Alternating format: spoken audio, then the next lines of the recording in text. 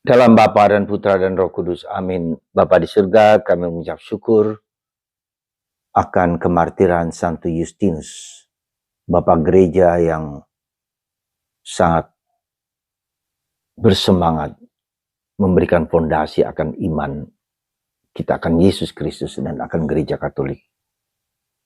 Bantu kami ya Bapak untuk mengerti, memahami, menyelami bahwa Gereja Katolik adalah gereja satu-satunya yang memberikan kedamaian, keselamatan, kebenaran dalam mengikuti Yesus. Terpujilah namamu kini dan sepanjang segala masa. Amin. Para saudara, menarik sekali kalau kita mengikuti podcast, ya, terutama podcast luar negeri, bahwa semakin banyak orang-orang Kristen dari berbagai macam aliran itu yang menjadi Katolik. Ya, dan pada umumnya mereka adalah para sarjana-sarjana pada yang mempelajari kitab suci dan mempelajari sejarah gereja, mana yang benar dari seluruh gereja yang ada. Kita tahu ada kurang lebih 30.000 gereja Protestan, gereja Pentakosta seluruh dunia, 30.000. Apakah Yesus mengendaki demikian kepada kita? Akan keterpecahan gereja yang percaya kepadanya? Tentu tidak, karena Yesus mengatakan bahwa semoga mereka bersatu di dalam aku. Semua yang percaya padaku, ya, bersatu dalam aku. Nah, yang menarik kedua adalah menarik bahwa kita lihat bahwa mereka menjadi Katolik tentu saja berkat bantuan internet, berkat bantuan medsos, media sosial, ya, yang mengajarkan dengan gampang tentang hidup manusia, tentang gereja, tentang Kristus, tentang apa saja yang kitab suci. Ya. Nah, yang menarik adalah bahwa mereka menjadi Katolik karena bapak-bapak gereja.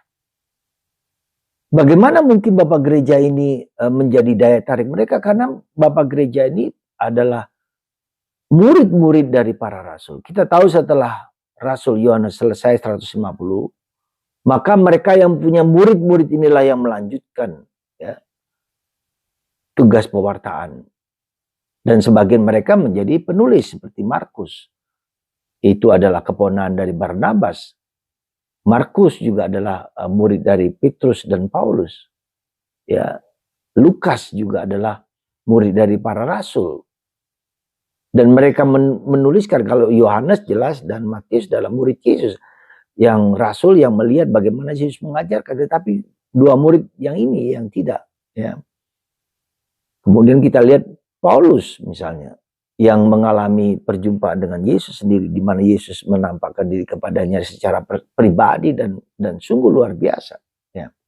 Nah, para rasul, para bapak gereja inilah yang kemudian memberikan fondasi yang kuat bahwa setelah Yesus wafat, setelah para rasul wafat, mereka lah yang meneruskan, mendapatkan ajaran yang benar dari para rasul dengan mata kepala sendiri.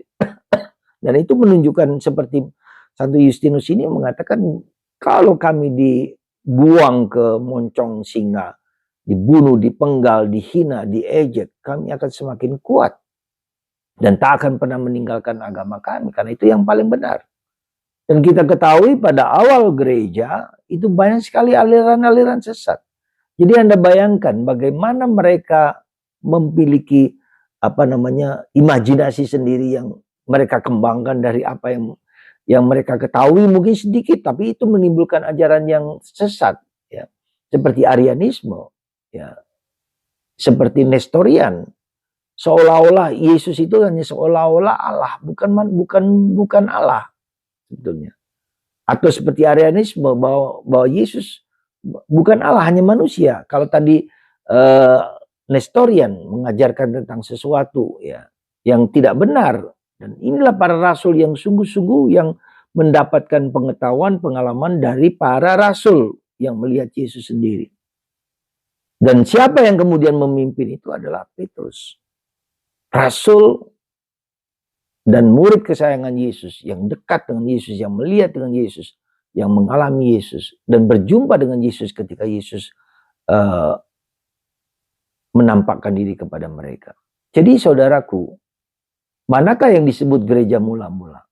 Apakah gereja Kristen yang seringkali dianggap Kristen itu adalah di mana para rasul pertama kali di Antioquia disebut Kristen, orang yang mengikuti Yesus. Mereka lah yang aslinya. Enggak benar.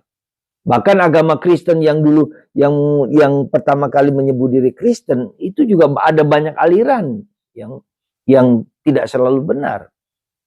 Tetapi dalam gereja Katolik yang disebut kataholos, Katolik kataholos, universal, ya, bukan hanya orang yang menganut Kristus dari orang Yahudi, tetapi orang yang menganut Kristus bukan hanya orang Yahudi, orang non-Yahudi, orang Romawi, orang Syria, orang manapun, orang Indonesia, universal. Ya. Lokal tapi juga universal. Lokal artinya bahasanya bahasa Indonesia, bahasa Jawa, bahasa Flores, bahasa Leo, bahasa Batak, dan segala macam. Tetapi semua mengungkapkan kesatuan dengan pribadi Yesus yang dipimpin oleh Paus sebagai pengganti Petrus. Setiap kali Paus bukan menggantikan Paus sebelumnya, tapi menggantikan Petrus, Rasul Petrus. Ini luar biasa.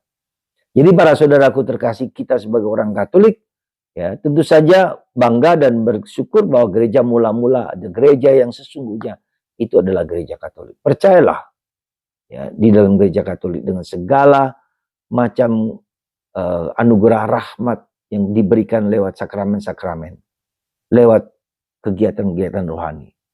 Tetapi juga tentu saja bukan berarti ketika kita semua gereja yang benar ini juga mengandaikan bahwa penghayatan iman kita juga 100% benar, belum tentu juga. Dan ini bagian kedua yang harus menjadi tanggung jawab kita, bagaimana supaya iman kita seperti dalam bacaan pertama hari ini, bangunlah dirimu berdasarkan iman yang benar. Ya.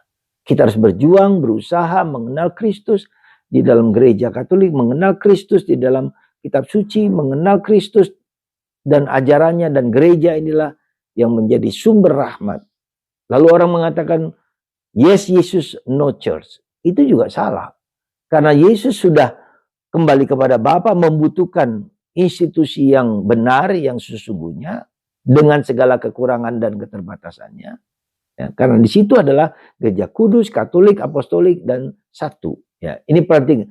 Jadi ciri gereja yang benar itu kudus, Katolik, Apostolik dari para rasul, ya, satu, ya, dan benar. Jadi itulah ciri untuk menentukan gereja mana yang benar. Ya, gereja mana yang didirikan oleh Yesus. Gereja Katolik didirikan oleh Yesus sendiri.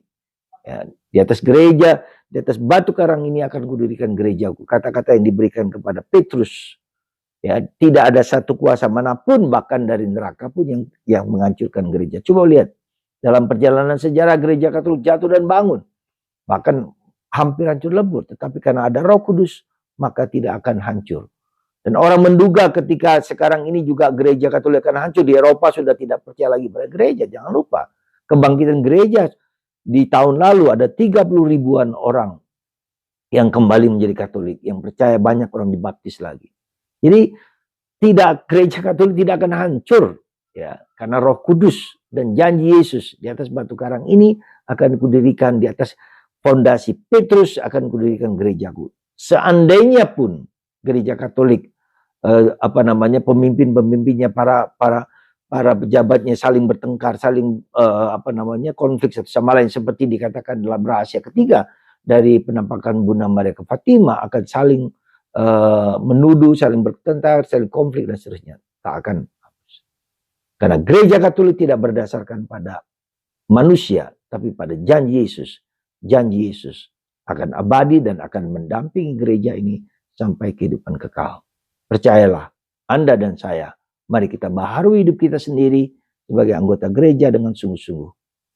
Tidak perlu takut bahwa gereja akan hancur, akan habis, tidak. Tuhan memberkati Anda semua.